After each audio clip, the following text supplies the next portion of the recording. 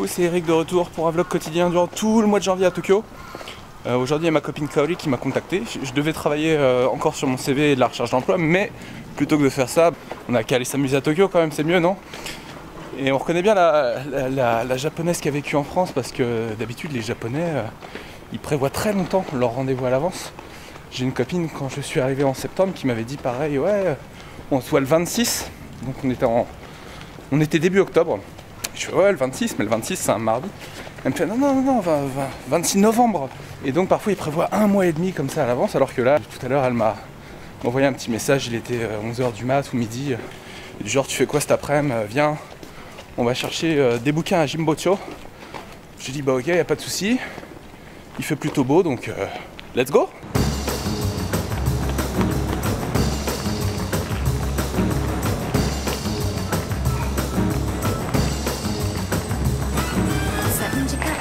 Bonjour mademoiselle. Bonjour. Ça va?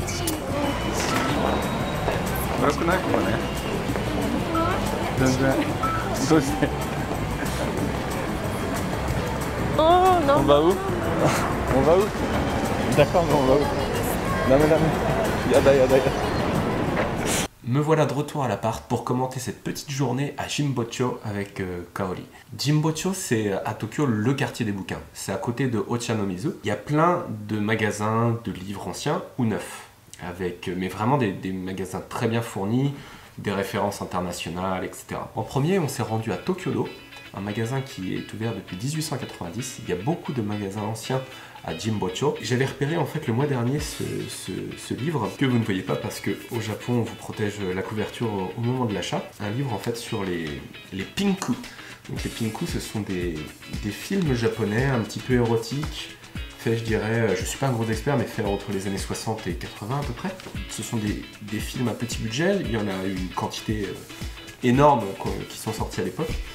Et donc ils traitent de plein de sujets, et notamment des changements de société au Japon, donc c'est très intéressant de les revoir avec le recul. Tokyo-do, comme vous pouvez le voir, c'est un magasin qui est très très grand, on rentre avec un escalator, et il y a des livres divers et variés. Donc, je me suis pas attardé dedans parce que je savais vraiment ce que je voulais acheter, et Kaori voulait aller dans un autre magasin. Kaori voulait s'acheter un livre de français, et je sais pas pourquoi elle voulait partir à Sanseido, qui était un petit peu plus loin, un petit peu plus grand peut-être. En tout cas, ça fait beaucoup plus moderne. À un moment, Kaori cherchait un livre, elle a tapé le titre dans cet ordinateur, ce petit automate, et automatiquement la machine lui imprime un petit reçu avec l'endroit où se trouve le livre, la rangée, etc. C'est assez pratique. Ce qui est bien avec ce système, c'est que c'est en libre service, donc il n'y a pas besoin d'attendre de vendeur. On va directement sur la machine, on tape le nom du bouquin et on a la réponse de suite. Ce qui est rigolo aussi, c'est de voir la différence de culture au niveau de l'apprentissage des langues. Donc à Sanseido, il y avait des valises à vendre, et j'ai été très surpris. Donc il y avait un coin papeterie, ça je peux le concevoir, que quand on achète des bouquins de langue, on a besoin d'un cahier, de stylo, etc. Mais il y avait aussi beaucoup de valises. Quand on regarde la manière dont sont faits les livres d'apprentissage de langue pour les japonais, ce sont des petits livres, souvent des petits formats, faits de manière assez ludique, un petit peu des bouquins de conversation, et dans ma tête, je le projette vraiment, je le comprends vraiment comme ça, c'est-à-dire le japonais, il part en voyage, il va s'acheter une valise, un petit calepin, il prend un bouquin de langue et il potasse un petit peu ça pendant le voyage. Alors que nous, nos bouquins de japonais, comme vous pouvez le voir, c'est vraiment du format A4 classique, bien bourrin. Alors là, niveau ludique, on fait difficilement plus sobre.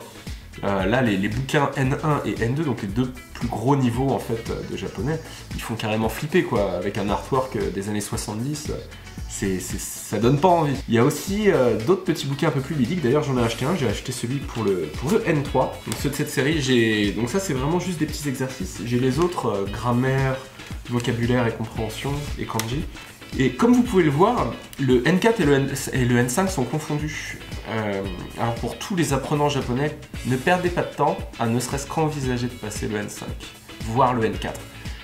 Le N5 c'est, on va dire, 3 mois d'apprentissage, hors kana. Vous apprenez vos caractères, vos 2 alphabets, et puis après, c'est vraiment 3 mois, je dirais, à vue de nez, ça sert à rien de le passer, ça n'a aucune valeur. Le N4 c'est un petit peu plus de travail, peut-être 1 an de plus, mais pareil, il y a presque aucune utilité. Ce que recherchent vraiment les entreprises, c'est N2 pour du business level, pour des postes un petit peu de cadre. Et si c'est traduction, etc., c'est N1 direct en fait. Une fois nos livres achetés, on est parti prendre un café et un petit gâteau dans un petit café à côté. Et puis je me suis rentré tranquillement. Et que serait une bonne journée sans finir par un ramen, particulièrement des tsuke soba, délicieuses comme vous pouvez vous en douter. Un dernier détail, j'ai pensé à vous en rentrant, il y avait les containers pour le tri qui étaient disponibles ce soir. Donc j'ai pu jeter mon verre, mes canettes et mes bouteilles plastiques. Toutes les bouteilles en plastique ont des étiquettes qui ont une sorte de, pas d'ouverture, mais de décollage facile en fait. Il y a juste un petit... c'est prédécoupé en fait, donc il y a juste à tirer la languette et ça se découpe pour faire un rangement pratique comme ça. Voilà, bah moi j'ai passé une journée nickel, j'espère que vous aussi. On a dépassé les 100 abonnements, du coup je vais peut-être vous faire un petit truc quand j'aurai le temps et mettre des choses en place. Apparemment j'ai mis les fans de AKB48 en PLS parce que il y a des gens qui m'ont contacté genre ouais j'ai 300 morceaux de AKB et je trouve pas l'extrait dont tu t'es servi pour faire ton morceau original. Bon, c'est une B-side les gars, c'est pas un morceau connu et surtout c'est un passage qui n'apparaît que je sais pas 5-6 secondes dans le morceau en fait. Bon courage pour trouver. Moi je vais vous laisser là, je vous dis à demain pour un nouveau vlog. Portez-vous bien, merci pour tout, des likes, des pouces jaunes, des abonnements, faites tourner la vidéo. Bisous.